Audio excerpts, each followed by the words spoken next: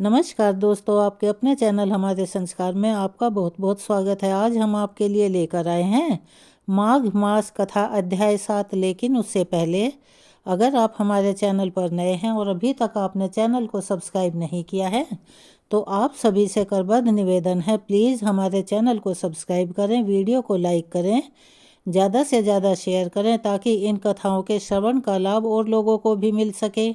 Bell icon को दबाना ना भूलें ताकि हमारी आगे आने वाली हर वीडियो की जानकारी आपको नोटिफिकेशन के जरिए मिल जाया करे। कमेंट्स बॉक्स में जय श्री कृष्ण हर हर महादेव लिखना ना भूलें और अपनी राय भी लिखा कीजिए।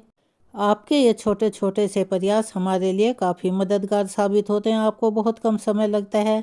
जैसा कि आप सभी जानते हैं, कथा का वृतांत सुनाने से पहले हम आपको एक कहानी सुनाते हैं। आज हम आपको सुनाने जा रहे हैं जनाबाई जी की कहानी। इनका जन्म गंगाखेड़ नामक गांव में हुआ था, जो कि गोदावरी के तट पर बसा हुआ है। ऐसा कहा जाता है कि वह महाराष्ट्र में है। बचपन में ही इनकी मां स्वर्ग को सिधार गई थी। इनके पिता भगवान विट्ठल के दर्शन के लिए इनको साथ में पंढरपुर लेकर आए और वहां पर अकस्मात उनकी भी मृत्यु हो गई। अब तो जनाबाई अकेली रह गई और जनाबाई जी के हृदय में भगवत की प्रेरणा से यह बात घर कर गई कि कोई भक्त अगर उन पर कृपा कर दे तो उन्हें भगवान के दर्शन हो जाएंगे। इसीलिए जनाबाई जी ने 8 वर्ष की आयु में नामदेव जी महाराज के यहाँ सेवा करना स्वीकार कर लिया, जिनकी कहानियाँ हम अपनी पहली वीडियो में भी सुना चुके हैं। नामदेव जी निरंतर भजन परायण थे, यानी कि वे हरि के अनन्य भक्त थे। निरंतर भगवान के नाम के कीर्तन में ही डूबे रहते थे। नामदेव जी जैसे महात्मा के यहाँ सेवा मिल जाना, यानी कि काम करने का अवसर मिल जाना, स्वयं प्रभु की सेवा से भी बड़ी सेवा का मिल जाना था। अब तो जनाबाई हरदम कोशिश करती रहती थी। उनके मन में एक ही बात घर कर गई थी कि किसी भी तरह कितना भी काम कर कर नामदेव जी को वह प्रसन्न कर ले। अब जनाबाई जी नामदेव जी के पूरे परिवार की सेवा बड़े लगन के साथ करती थी और उनके घर के सारे काम, जैसे कपड़े धोना, आटा पीसना, भगवान के लिए भोग तैयार करना, उनके बर्तन मांजना, झाड़ू पोछा करना, जो भी काम उन्हें करने के लिए मिलते थे सारे काम खुद करने लगी। जनाबाई जी को इस तरह सेवा करने में बड़ा आनंद आने लगा था। नामदेव जी की सेवा और संग के प्रभाव से उनका अब निरंतर नाम जप चलने लगा था। जो नामदेव जी जप और कीर्तन करते थे वही जनाबाई भी कीर्तन और नाम स्मरण करने लगी। नाम स्मरण करते करते कभी कभी तो जब वह पोछा लगा रही होती थी, एकदम से उनके हाथ रुक जाया करते थे और उनकी आंखों से अश्रुधारा बहने लगती थी। प्रभु के लिए इतनी बेचैन दिखाई देने लगती थी कि श्री जनाबाई जी की भाव दशाएं आने लगी और उनके हृदय में भगवान विट्ठल के प्रति प्रबल आसक्ति होने लगी। जब कभी सेवा के बाद उन्हें कुछ समय मिलता तो वह मंदिर में जाती और ठाकुर जी को एकटक निहारा करती थी। ठाकुर जी को निहारते निहारते उनको एकदम से बेचैनी होती और फिर वह रोने लगती थी। जब आनंद बढ़ता तो नाचने लगती थी। जनाबाई जी की ऐसी दशा केवल श्री नामदेव जी की सेवा से होने लगी थी। जब भक्त के मन में भक्ति जागृत होती है, या हम कह सकते हैं कि जब सच्ची भक्ति जागृत होती है, तो भक्त का हाल कुछ ऐसा ही हो जाता है जैसे मीराबाई भी भगवान कृष्ण की भक्ति में सुध-बुध खो बैठती थी, नृत्य करती थी, कभी रोती थी। ठीक उसी तरह का हाल जनाबाई जी का भी होने लगा था। जनाबाई जी के सारे कामों को करते हुए सावधानी रखती कि कहीं सेवा में कोई चूक ना हो जाए और हरि का नाम भूल ना जाए।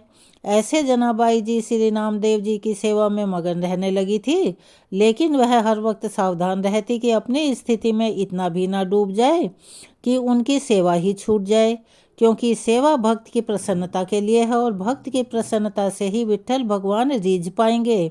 यानी कि ना तो वह भक्ति करना कम करना चाहती थी और ना ही वह झाड़ू पोछा जो भी काम उसके थे उनमें कमी करना चाहती थी। सारे काम बराबर चलते रहें, उनके हृदय की ऐसा मानना था और ऐसी ही उनकी भावना थी। भगवान के नाम का ऐसा प्रभाव हुआ कि अब उनके आंसू ही नहीं रुकते थे। सभी काम करते हुए उनके आंसू लगातार बहते रहते थे। जिस स्थिति की बड़े बड़े साधु और उपासक आकांक्षा करते हैं यानी कि उम्मीद रखते हैं, वह जनाबाई जी की हो चुकी थी। और यह जनाबाई जी को केवल हरि के सच्चे भक्त का संग और सत्संग से कृपा प्राप्त हुई थी। एकादशी के दिन नामदेव जी के यहाँ रात में भक्त मंडली एकत्रित होकर कीर्तन किया करती थी। कोई मृदंग बजाता, कोई करताल बजाता, कोई नृत्य करते हुए नाम कीर्तन करता, कोई प्रभु की आनंदमय लीलाओं का गायन करता था, तो कोई एकांत में बैठा हुआ उन लीलाओं और कीर्तन को सुनकर आंसू बहाता रहता था। नामदेव जी के यहाँ पूरी एकादशी की रात्रि को ऐसा कीर्तन होता और जनाबाई सब संतों की सेवा करके एकांत में कोने में खड़ी रहती। वह नामदेव जी और बड़े बड़े भक्तों की भाव दशाएं देखा करती थी, तो उनके हृदय में ये सब कुछ देखकर और भी व्याकुलता बढ़ जाती थी। संकीर्तन के आनंद सागर में वह पूरी रात डूबी रहती। उनको तो यह भी नहीं पता चलता था कि रात्रि कब बीत गई और कब सुबह हो गई। यही है महाप्रेम का स्वरूप कि कोई सुध बुध नहीं रहती। प्रातःकाल होते ही भक्त मंडली चली जाया करती, तो जनाबाई भगवत प्रेम की मादकता में बावली हुई इधर उधर ठाकुर जी की प्रसन्नता के लिए श्री नामदेव जी की सेवा में मगन रहने लगती थी।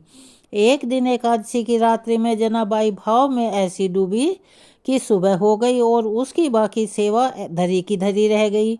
घबराते हुए उसने सोचा कि पहले वस्त्र धो ले। जब वह चंद्रभागा नदी के पास पहुंची तो वह परेशान हो उठी। अब वह यह सोच रही थी कि काम करते करते, कपड़े धोते धोते उसके मन में ऐसे विचार आने लगे कि अभी तो बर्तन भी पड़े हैं, वो भी धोने हैं, ठाकुर जी की सेवा के लिए पानी भी भरने जाना है, वो भी देर हो जाएगी। आज तो बहुत देर हो गई, अब मैं यह सारे सेवाएं कैसे पूरी करूंगी। वह यह सोच ही रही थी कि एक वृद्ध माता उनके पास आई और कहने लगी, जनाबाई तू चिंता क्यों कर रही है, तू जाकर बाकी काम निपटा ले, तेरे सारे कपड़े मैं धो देती हूँ। जनाबाई ने कहा कि आप मेरा काम क्यों करेंगी, तो वह वृद्धा कहने लगी कि मैं सच में बहुत अच्छी सफाई और धुलाई करना जानती हूँ और कपड़े मैं एक बार धोती हूँ दोबारा गंदे नहीं होते। जनाबाई इस बात को समझ नहीं पाई। तब उन वृद्धा ने प्रेम से कहा कि बेटा तू चिंता मत कर, तू मेरे जैसे कपड़े साफ नहीं कर सकती। तब जनाबाई ने कहा कि अब मुझे तुरंत ही नामदेव जी के घर जाना होगा क्योंकि मैंने बर्तन नहीं धोए। ऐसा कहकर वह कपड़े वहीं नदी के किनारे छोड़कर भागी भागी घर वापस आई। जनाबाई बर्तन धोकर और जल भरकर वापस आई तो उन्होंने देखा कि उन वृद्धा माता ने तो सारे के सारे कपड़े धोकर सुखा भी दिए। जनाबाई ने देखा कि सारे कपड़े एकदम साफ हो गए थे। तब उन्होंने हाथ जोड़कर उन वृद्धा से कहा कि आप जैसा उदार तो मैंने जीवन में अभी कोई देखा ही नहीं, ना ही मुझे कोई मिला। जनाबाई आगे कहने लगी कि माँ मैं तो आपकी बहुत आभारी हूँ। तब वह वृद्धा मैया कहने लगी, अरे बेटी इसमें आभार की क्या बात है, मैं तो तुम्हारी ही हूँ और अपनों से आभार थोड़ी व्यक्त करते हैं।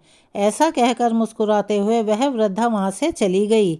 जाते जाते उन्होंने कहा कि अगर कभी भी ज़रूरत हो तो बस मुझे याद भर कर लेना, मैं तुम्हारे पास आ जाऊंगी।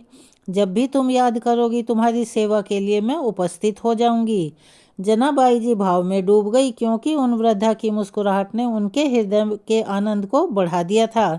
जब उसे चेतना आई तो उसने सोचा कि अरे मैं तो बिल्कुल ही भूल गई, कम से कम उनका पता ठिकाना तो पूछ लेती। इतना ही पूछ लेती कि वो रहती कहाँ हैं और उनका नाम क्या है। कपड़े भी धोकर चली गई, मैं उनके बारे में कुछ भी नहीं जान पाई। अब उन्होंने जाकर आसपास देखा, कहीं तो वह वृद्धा माता मिल जाएगी, लेकिन वह वहाँ कहीं भी दिखाई नहीं दी। अब तो उनके हृदय में बड़ी बेचैनी हुई। तो एक तो उनका शरीर इतना वृद्ध था, फिर भी वह हवा की तरह कैसे भाग गई, भला वह कौन हो सकती हैं। जनाबाई के मन में प्रश्न पे प्रश्न उठने लगे। तब सारे कपड़े इकट्ठा करके जनाबाई लेकर घर पहुंची तो आज उनका हृदय बड़ा बेचैन था कि आखिरकार वह वृद्धा माँ कौन थी और अपनी मुस्कुराहट से कैसा जादू कर गई कि मेरा चित्त बार बार केवल उन्हीं के चिंतन कर रहा है, यानी कि उन्हीं को याद कर रहा है। उनका ध्यान मेरे हृदय से निकल ही नहीं पा रहा है। जनाबाई गदगद कंठ से नामदेव जी के समीप गई और उन्हें पूरी घटना सुना दी। नामदेव जी ने तत्काल जनाबाई जी से कहा, अरे वह और कोई नहीं था, वह तो विट्ठल जी ही थे। नामदेव जी को आश्चर्य हुआ कि विट्ठल जी जनाबाई से कितना प्यार करते हैं। उन्होंने आकर स्वयं सारे कपड़े धो दिए। भला ये कैसी महिमा है और कैसा स्वरूप है। भक्ति का श्री नामदेव जी ने कहा कि जनाबाई तेरे अहोभाग्य हैं कि तेरे ऊपर ठाकुर जी की कृपा हुई और तू समझ भी नहीं पाई। अब तो जनाबाई जी के हृदय में और भी बेचैनी बढ़ गई कि ऐसा कैसे हो गया, प्रभु आए भी तो ऐसा छलिया रूप लेकर आए कि मैं उन्हें पहचान भी नहीं पाई। अब तो जनाबाई रोने लगी कि इतने छलिया हो कि आप आए भी और मुझे अपना परिचय भी नहीं दिया। दूसरी बात कि आपने मेरे लिए इतना कष्ट सहा, मेरे लिए इतने सारे कपड़े धोए। भगवान तो सदैव अपने भक्तों के पीछे पीछे घूमते हैं। परम स्वतंत्र ईश्वर को भला वो अगर कोई बांध सकता है तो वह है केवल और केवल उनके भक्त। एक बार जनाबाई जी प्रेम में मगन होकर झाड़ू लगा रही थी और उन्होंने कूड़े का ढेर लगाया। जब वह कूड़ा भरने के लिए गई तो उन्होंने देखा कि टोकरी लिए खुद प्रभु कूड़ा भर रहे हैं, मगर अब वह उन वृद्धा के रूप में नहीं आते थे। अब तो वे साक्षात विट्ठल जी के रूप में आया करते थे। चक्की में आटा पीसते हुए जनाबाई कभी कभी पद गाते हुए इतने भाव विभोर हो जाया करती थी कि उन्हीं के स्मरण में डूब जाती थी और इस वजह से चक्की रुक जाया करती थी। सेवा में कहीं देर ना हो इसीलिए ठाकुर जी खुद आकर चक्की पीसने लग जाते थे। प्रभु जनाबाई जी का अभंग सुनते रहते और जनाबाई जी प्रेम में मगन रहती। जनाबाई जी जब घर में झाड़ू लगाती तो कचरा स्वयं विट्ठल भगवान उठाते। वो टोकरी को सिर पर रखकर जनाबाई जी के पीछे पीछे डोलते रहते थे। भक्ति की कैसी अद्भुत महिमा है। भक्त की भक्ति से प्रभु अधीन हो जाते हैं। बार बार विट्ठल जी यही करते थे, जनाबाई मैं तो तुम्हारा ऋणी हूँ, मैं तुम्हारा यह ऋण कैसे उतार पाऊंगा, मुझे बताओ तो सही। तुम मेरे भक्त नामदेव जी की सेवा करते हो। जनाबाई अगर ओखली में धान कूटती तो प्रभु सामने खड़े होकर मुस्कुराते रहते थे। यह सब भक्त नामदेव जी की कृपा से हुआ। और वे कहती थी कि जब मैं नामदेव जी की दासी बनी, जब मैंने उनकी सेवा की तो मैंने पाया कि दूसरा तो कोई है ही नहीं, एकमात्र मेरे ही विट्ठल चराचर जगत में व्याप्त हैं। वह सदैव मेरे सहयोग में, मेरी सेवा में मेरे समीप हैं और यह सब मैं नामदेव जी की दास्ता से ही जान पाई हूँ। प्रभु अगर मेरे पीछे पीछे डोल रहे हैं तो यह सिर्फ और सिर्फ नामदेव जी की सेवा के ही कारण हुआ है। अब एक बार विट्ठल भगवान जी का बहुत महंगा आभूषण चोरी हो गया। जनाबाई जी सेवा करने के लिए मंदिर जाती थी। सबको शक हुआ कि हो ना हो जनाबाई जी ने ही वह आभूषण ले लिया हो। अब सब में देखते ही देखते यह बात फैल गई। लोग जनाबाई जी को कलंकित करने लगे, यानी कि उन्हें गालियां देने लगे। वह तो बड़ी भक्त बनती है, लेकिन देखो इसने ठाकुर जी का ही आभूषण चुरा लिया। अब जनाबाई जी को सभा में बुलाया गया। फिर उनसे पूछा गया कि तुम्ही वह हार चुराया है क्या। तो जनाबाई जी ने कहा मेरे भगवान श्री विट्ठल भगवान है और मैं भला उनका हार क्यों चुराऊंगी, वो खुद मेरे हैं, तो मुझे हार चुराने की क्या ज़रूरत है। भक्त की भावनाओं को तो कोई भक्त ही समझ सकता है। जनाबाई जी ने शपथ खाकर कहा कि मैंने यह रत्न का आभूषण नहीं चुराया, लेकिन किसी ने भी जनाबाई की बात का विश्वास नहीं किया। राजा ने जनाबाई को सूली पर चढ़ाने की सजा दे दी। अब सूली पर चढ़ाने की तैयारी होने लगी। चढ़ाने के लिए जनाबाई को हाथ बांधकर चंद्रभागा नदी के तट पर ले जाया गया। जनाबाई जी के हृदय में आया कि बहुत बढ़िया, अब जैसे विट्ठल जी की इच्छा, अगर वह यही चाहते हैं तो ऐसा ही सही। बस वह विट्ठल विट्ठल मन में जपने लगी। जैसे जैसे वह विट्ठल बोलती इधर वैसे वैसे चमत्कार होता कि वह सूली जिस पर उन्हें चढ़ाया जाना था पिघलती जाती। ऐसा होते होते पूरी की पूरी सूली पिघल गई। सब आश्चर्यचकित रह गए। तब राजा और सैनिकों ने जनाबाई को प्रणाम किया और उनसे अपने किए के लिए क्षमा मांगी। यह सारी लीला तो जनाबाई का प्रभाव दिखाने के लिए ही हुई थी। पहली जनाबाई जी को कोई भय नहीं था, क्योंकि वह यह सोच रही थी सूली की सजा मेरे प्रीतम का विधान है और मेरे प्रीतम के मिलन के लिए अगर यह शरीर छूट भी जाए तो कोई डर वाली बात नहीं है। दूसरी बात यह है कि एक भक्त कितनी महिमा से युक्त होता है, इससे प्रभु दिखाते हैं कि उनके भक्त को प्रकृति का कोई भी प्रहार, कोई भी कष्ट, कोई भी दुख, किसी का कैसे भी विचार विचलित नहीं कर सकते, यानी कि नष्ट नहीं कर सकते। अब एक बार कबीरदास जी महाराज श्री नामदेव जी के दर्शन करने जा रहे थे। उन्होंने देखा कि कुछ शोरगुल हो रहा है, तो उन्होंने किसी से पूछा, अरे भाई यह क्या हो रहा है। यह शोरगुल कैसा? तब उन्हें बताया गया कि जनाबाई जी किसी स्त्री से झगड़ा कर रही हैं। कबीरदास जी ने कभी सुना नहीं था तो पूछने लगे, यह जनाबाई कौन है? तो उन्हें बताया गया कि वो तो नामदेव जी की सेवा में रहती है। अब कबीरदास जी नज़दीक गए तो पता लगा कि लड़ाई गोबर के कंडों पर हो रही थी। उनके मन में विचार आया कि एक भक्त भला कंडों के लिए कैसे लड़ सकता है। वह ऐसे ही आनंद मगन होकर उनका झगड़ा सुनने लगे। तब जनाबाई दूसरी स्त्री से कह रही थी कि यह कंडा मेरा है। जनाबाई ने कहा, नहीं, कंडा मेरा है। उस स्त्री ने जनाबाई से बोला कि बता, तेरे कंडे की क्या पहचान है? तब जनाबाई जी ने बोला कि आप भी सुनिए। जनाबाई ने बोला कि कान में लगा के सुनो, मेरा कंडा बोल रहा है विट्ठल विट्ठल। और आश्चर्य की बात है कि जड़ वस्तु से नाम गूंजने लगा।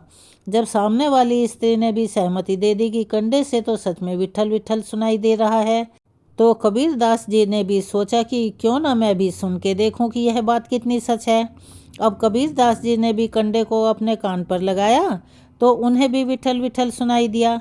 तब उन्होंने जनाबाई जी के चरणों में प्रणाम किया। कबीरदास जी ने सोचा कि कितने महान हैं नामदेव जी, उनकी सेवा मात्र करने से दासी के भी ऐसे महान परमाणु हैं। जिस चीज़ को उन्होंने छू लिया वही चीज़ विट्ठल विट्ठल बोलने लगी। जनाबाई जी की नामदेव जी की ऐसी तन्मयता हो गई कि जब नामदेव जी ने समाधि ली तो ठीक उसी दिन कीर्तन करते हुए जनाबाई जी भी विट्ठल भगवान में लीन हो गई।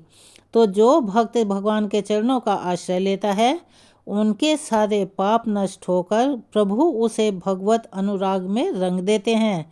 इस कहानी से हमें यह सीख मिलती है, किसी भक्त की सेवा से प्रभु कितने प्रसन्न हो जाते हैं और भक्तों के प्रति श्रद्धा रखने से भगवत प्राप्ति कितनी सरल हो जाती है। तो यह कहानी आपको कैसी लगी? कमेंट्स बॉक्स में अपनी राय अवश्य ही लिखिएगा। अब हम सुना रहे हैं माघ मास कथा का आगे का वृतांत। इससे पहले की वीडियो में हमने आपको बताया था कि किस तरह से 5 कन्याएं एक ऋषि पुत्र को मोहित करने का प्रयास कर रही थी। वे पांचों की पांचों ऋषि पुत्र को अपने कामदेव रूपी बाणों से घायल करने का प्रयत्न कर रही थी, किंतु ऋषि पुत्र वहां से किसी अनिष्ट होने की आशंका से अंतर्ध्यान हो गया।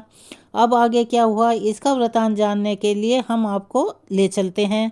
आज का अध्याय वह पांचों कन्याएं इस प्रकार विलाप करती हुई बहुत देर तक प्रतीक्षा करके अपने अपने घर वापस लौट गई।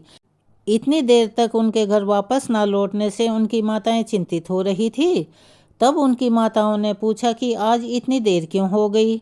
तब उन कन्याओं ने अपनी माता से असली बात छुपा ली और कहने लगी, माता श्री, हम तो किन्नरों के साथ क्रीड़ा करती हुई सरोवर पर थी। ऐसा कहकर कि आज हम बहुत थक गए हैं और अब आराम करना चाहते हैं।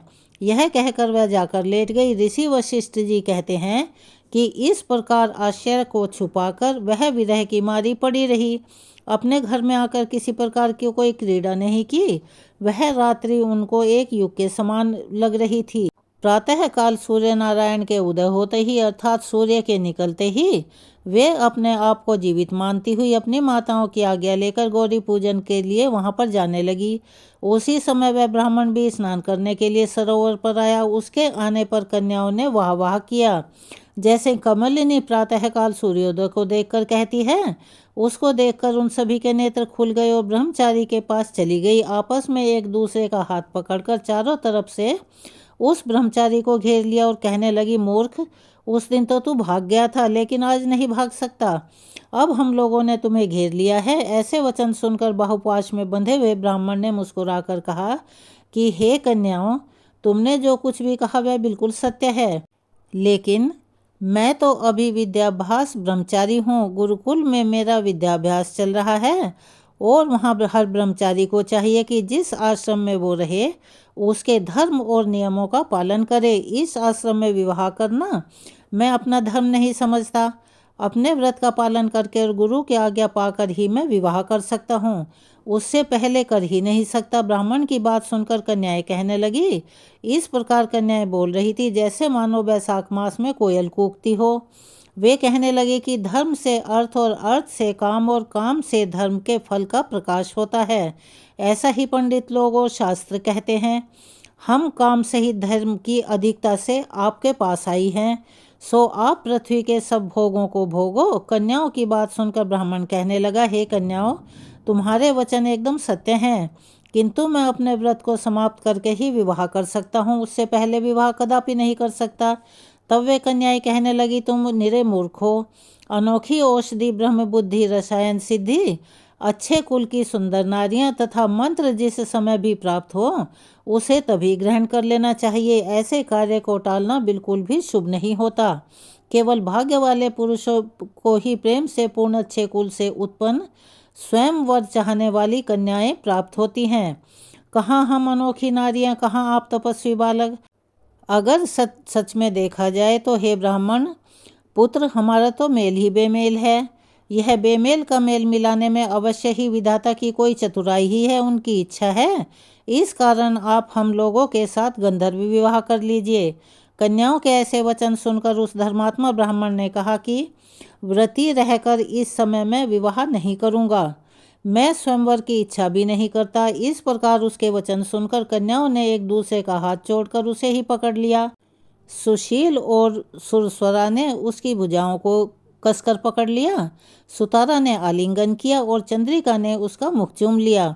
कन्याओं के इस तरह के व्यवहार को देखकर ब्राह्मण पुत्र बहुत क्रोधित हो गया और क्रोधित होकर उनको श्राप दे दिया कि तुम डायन की तरह मुझसे चिपटी हो, इस कारण तुम पिशाचिनी हो जाओ। ब्राह्मण के मुख से ऐसा श्राप सुनते ही वे सब उसको छोड़कर अलग खड़ी हो गई और डर के मारे थरथर कांपने लगी। उन्होंने कहा कि हम निरपराधियों को भला तुम श्राप क्यों दे रहे हो? तुम्हारी इस धर्मज्ञता पर धिक्कार है। प्रेम करने वालों से बुराई करने वाले का सुख दोनों लोकों में नष्ट हो जाता है। इसीलिए तुम भी हम लोगों के साथ ही पिशाच हो जाओ। तब वे आपस में क्रोध से उस सरोवर पर पिशाच और पिशाचिनी हो गए और बस पिशाच पिशाचिनी कठिन शब्दों से चिल्लाते हुए अपने अपने कर्मों को भोगने लगे। वशिष्ठ जी कहने लगे कि हे राजन, इस प्रकार वह पिशाच उस सरोवर के इधर उधर फिरते थे। बहुत समय पश्चात मुनियों में श्रेष्ठ लोमश ऋषि पौष शुक्ल चतुर्दशी को उस सरोवर पर स्नान करने के लिए आए। जब क्षुधा से अर्थात भूख से दुखी पिशाच ने उनको देखा तो उनकी हत्या करने के लिए गोला बनाकर उनके चारों तरफ से उन्हें घेर लिया। वेद वेदांग के ज्ञाता ब्राह्मण भी वहां पर आ गए और उन्होंने लोमश ऋषि को साष्टांग प्रणाम किया। फिर पिशाच ऋषि के तेज के सामने ठहर ही नहीं पाए और उनसे दूर हटकर खड़े हो गए। वेद निधि हाथ जोड़कर लोमश ऋषि से कहने लगे कि भाग्य से ही ऋषियों के दर्शन होते हैं। फिर उन्होंने गंधर्व कन्या और अपने पुत्र का परिचय देते हुए सब वृतांत कह सुनाया और विनम्र स्वर में कहने लगे कि हे मुनिवर, यह सभी श्राप मोहित होकर आपके सामने खड़े हुए हैं। आज इन बालकों का निस्तारा होगा, जैसे सूर्योदय से अंधेरे का नाश हो जाता है। वशिष्ठ जी कहने लगे कि पुत्र के दुख से दुखी हुए वेद निधि ब्राह्मण के ऐसे वचन सुनकर लोमश ऋषि के नेत्रों में जल भर आया और वेद निधि से कहने लगे कि मेरे प्रसाद से बालकों को शीघ्र स्मृति पैदा हो। मैं उनका धर्म कहता हूँ, जिससे इनका आपस का ज्ञान लीन हो जाएगा। वेद निधि हाथ जोड़कर कहने लगे कि हे महर्षि, धर्म को जल्दी ही कहिए, क्योंकि श्राप की अग्नि बड़ी दुखदायक होती है। तब लोमश ऋषि कहने लगे कि यह सब मेरे साथ नियम पूर्वक माघ स्नान करें, अंत में यह श्राप छूट जाएंगे। यह मेरा विश्वास है कि शुभ तीर्थ में माघ मास में स्नान करने से श्राप का फल भी नष्ट हो जाता है। 7 जन्मों के पाप तथा इस जन्म के पाप माघ में तीर्थ स्नान पर स्नान करने से ही नष्ट हो जाते हैं। इस अच्छोद में स्नान करने से अवश्य ही मोक्ष की प्राप्ति होती है। राजसूय और अश्वमेध यज्ञ से भी अधिक फल माघ मास स्नान करने से मिल जाता है। इसीलिए संपूर्ण पापों का सहज ही नाश हो जाता है और संपूर्ण पापों का सहज ही नाश करने वाला माघ स्नान भला क्यों ना किया जाए। तब लोमश ऋषि कहने लगे कि पूर्व काल में अवंती देश में वीरसेन नाम का एक राजा था। उसने नर्मदा के किनारे राजसूय यज्ञ किया। इतना ही नहीं, उसने अश्वमेध यज्ञ भी किए, जिनके खंभे सोने के बनाए गए। ब्राह्मणों को अन्न और बहुत सारा दान भी दिया गया। बहुत सारी गाय, सुंदर वस्त्र और सोने के आभूषण भी दान में दिए गए। वह देवताओं का भक्त और दान करने वाला था। भद्रक नाम का एक ब्राह्मण, जो कि अत्यंत मूर्ख, कुलहीन, कृषि कार्य करने वाला, दुराचारी और अधर्मी था। वह अपने भाई बंधुओं का त्यागा हुआ इधर उधर मारा मारा फिरता रहता था। देव यात्रियों के साथ प्रयाग में आया और माघ में उनके साथ 3 दिन तक स्नान किया। वह 3 दिन में ही इस प्रकार निष्पाप हो गया और फिर सुखपूर्वक अपने घर को चला गया। लोमश ऋषि कहते हैं कि वह ब्राह्मण और राजा दोनों एक ही दिन मृत्यु को प्राप्त हुए। तब मैंने इन दोनों को बराबर इंद्रलोक में देखा। तेज, रूप, बल, स्त्री, वस्त्र और आभूषणों में दोनों एक समान दिख रहे थे। ऐसा देखकर उसके महात्म्य को क्या कहा जाए। राजसूय यज्ञ करने वाला स्वर्ग का सुख भोग कर फिर भी जन्म लेता है, परंतु संगम में स्नान करने वाला जन्म मरण के बंधन से मुक्त हो जाता है। गंगा और यमुना के संगम की हवा के स्पर्श से ही बहुत सारे दुखों का नाश हो जाता है, और अधिक क्या कहा जाए। किसी भी तीर्थ में किए गए पाप माघ मास में प्रयाग में स्नान करने से ही नष्ट हो जाते हैं। मैं पिशाच मोचन नाम का एक पुराना इतिहास तुम्हें सुनाता हूँ, उसे ध्यानपूर्वक सुनो। इस इतिहास को वे कन्याएं और तुम्हारा पुत्र भी सुने, इससे इनको स्मृति प्राप्त होगी। पुरातन समय में देवद्युति नाम का एक बड़ा प्रकांड और वेदों का पारंगत वैष्णव ब्राह्मण था। उसने पिशाच को निर्मुक्त किया था। वेद निधि कहने लगे कि वह कहाँ का रहने वाला था, किस पुत्र किस पिशाच को उसने निर्मुक्त किया था। हे ऋषिवर, आप कृपया यह सब विस्तार पूर्वक बताइए। तब लोमश ऋषि कहने लगे, किलपादी से निकली हुई सुंदर सरस्वती के किनारे पर उसका स्थान था। जंगल के बीचों बीच पुण्य जल वाली सरस्वती नदी बहती थी। वन में अनेक प्रकार के पशु भी विचरण किया करते थे। उस ब्राह्मण के श्राप के भय से पवन भी बहुत सुंदर और शीतल चलती थी, और वन चैत्र रथ के समान था। उस जगह धर्मात्मा देवद्युति रहता था। उसके पिता का नाम सौमित्र था और माता लक्ष्मी के वरदान से उत्पन्न हुआ था।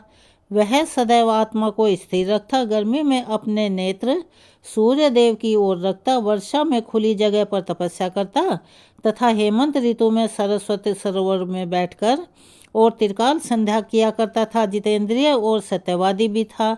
अपने आप गिरे हुए फल और पत्तियों का ही वह भोजन करता था। उसका शरीर सूखकर केवल हड्डियों का ढांचा मात्र रह गया था। इस प्रकार उसको तप करते हुए वहां पर हजारों वर्ष बीत गए थे। तपस्या के प्रभाव से उसका शरीर अग्नि के समान प्रज्वलित था। श्री हरि की प्रसन्नता से ही वह ये सब कार्य करता था। दधीचि ऋषि के वरदान से ही वह श्रेष्ठ वैष्णव हुआ था।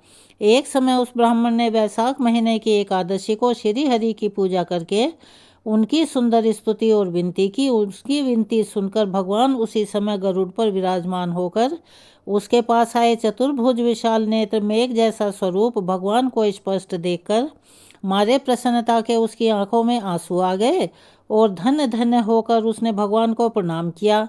उसने अपने शरीर को भी याद नहीं रखा, यानी कि अपनी सुध बुध खो दी।